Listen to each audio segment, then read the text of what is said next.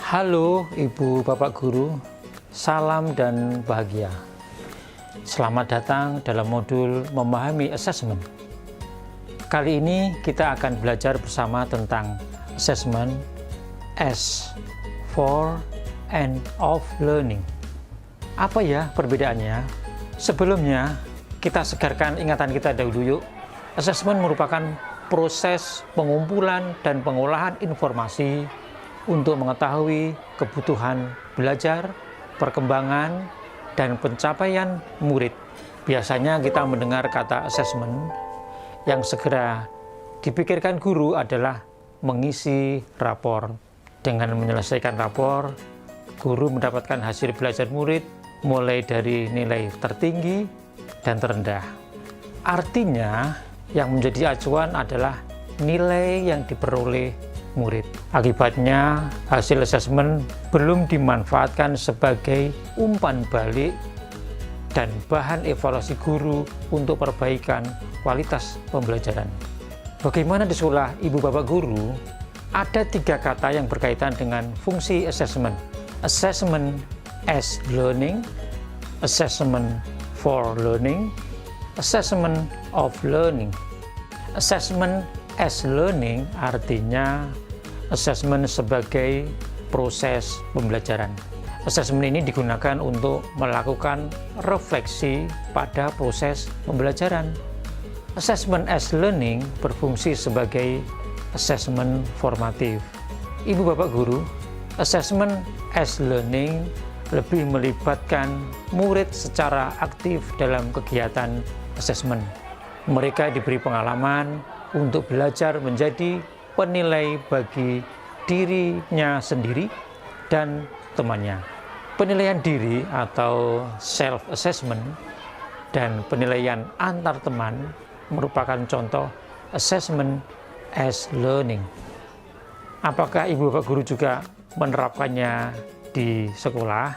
Dalam assessment as learning, murid dilibatkan dalam merumuskan prosedur, kriteria, maupun rubrik atau pedoman assessment. Sehingga mereka tahu apa yang harus dilakukan agar memperoleh capaian pembelajaran yang maksimal. Assessment diri dan assessment antar teman juga berfungsi sebagai bahan refleksi diri. Ibu Bapak Guru dapat menggunakannya sebagai data atau informasi untuk mengonfirmasi capaian hasil belajar murid. Sekarang kita ulas kembali ya, Ibu Bapak Guru, bagaimana assessment ini digunakan berdasarkan fungsinya. Secara garis besar, kita mengenal fungsi assessment formatif dan assessment sumatif. Kita mulai dengan fungsi assessment formatif, yaitu mendiagnosis kemampuan awal dan kebutuhan belajar murid. Umpan balik bagi guru dan murid untuk memperbaiki proses pembelajaran agar menjadi lebih bermakna. Mendiagnosis pemahaman murid dalam aktivitas pembelajaran di kelas.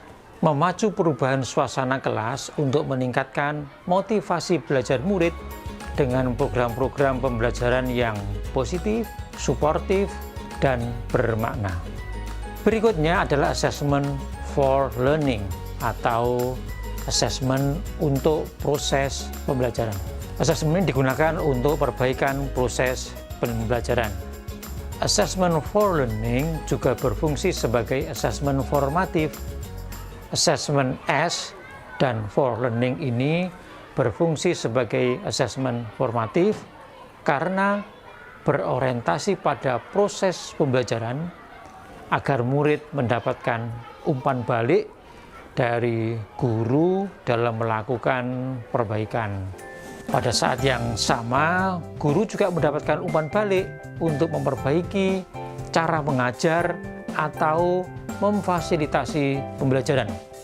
Yang terakhir adalah assessment of learning atau assessment pada akhir proses pembelajaran. Assessment ini digunakan untuk evaluasi pada akhir proses pembelajaran. Assessment of learning ini berfungsi sebagai assessment sumatif. Sekarang kita beranjak ke asesmen sumatif. Asesmen ini bisa diberikan pada akhir lingkup materi atau akhir semester.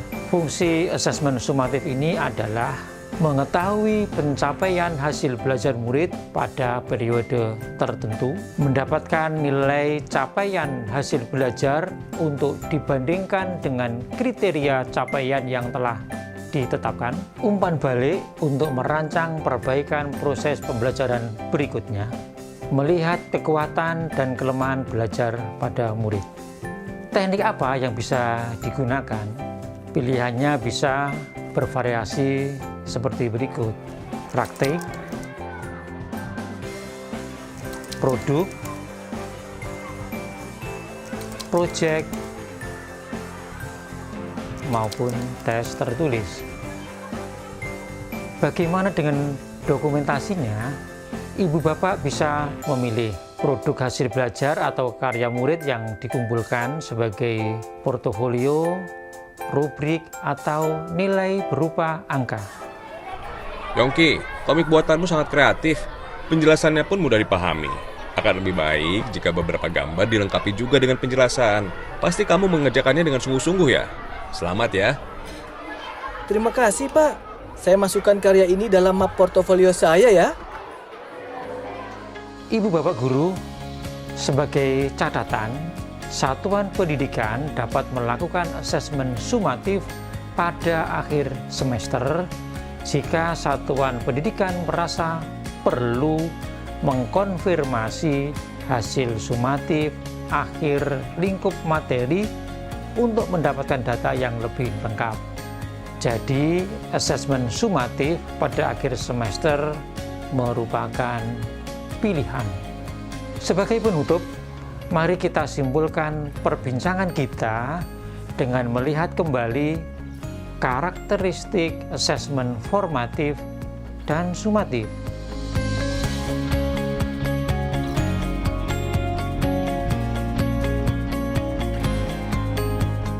Jadi, jika didesain dan diberikan dengan tepat, baik asesmen sumatif dan formatif dapat menjadi umpan balik bagi guru dan sekolah untuk mengevaluasi efektivitas program pembelajaran. Bagaimana Ibu Bapak Guru? Semoga jelas ya perbedaan jenis asesmen serta fungsi dan penerapannya. Kita berharap asesmen yang kita terapkan menjadi sarana refleksi dan perbaikan pembelajaran agar murid mendapatkan proses pembelajaran yang bermakna. Sampai jumpa di materi berikutnya. Salam dan bahagia.